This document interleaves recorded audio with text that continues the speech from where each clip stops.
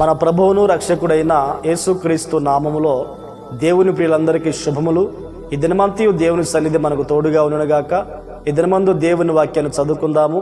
ఎఫెసీ పత్రిక 1వ అధ్యాయము 6వ వాక్య భాగాన్ని చదువుకున్నప్పుడు, మనము తన ఎదుట పరిశుద్ధులమును నిర్దోషములనై ఉండవలనని జగత్తు పునాది వేయబడక మునిపే ప్రేమ చేత ఆయన క్రీస్తులో మనలను ఏర్పరచుకొనెను. ప్రియ దేవుని బిడ్డలారా, ఈ సర్వమును దేవుడు సృష్టించక మునిపే ఆయన ఆలోచనలో, ఆయన సంకల్పంలో మనం ఉన్నాము. ఈ జగత్తు పునాది వేయబడక మునిపే ఆయన సంకల్పంలో మనం ఉన్నాము గనుక దేవుడు మనల్ని క్రీస్తులో ఏర్పరచుకొని ఉన్నాడు. ఎందుకు ఏర్పరచుకొని ఉన్నాడు అంటే, మనము దేవుని ఎదుట పరిశుద్ధులమును నిర్దోషములై ఉండవలనని మనల్ని ఏర్పరచుకొని ఉన్నారు. ఈ మాటలు వింటున్న మనము, ప్రభువుని నమ్ముకున్న మనము ఈ లోకములో పడిపోకుండా దేవుని కొరకు పరిశుద్ధముగాను నిర్దోషముగాను జీవించి ప్రభు రాకడకు సిద్ధపడదుముగాక.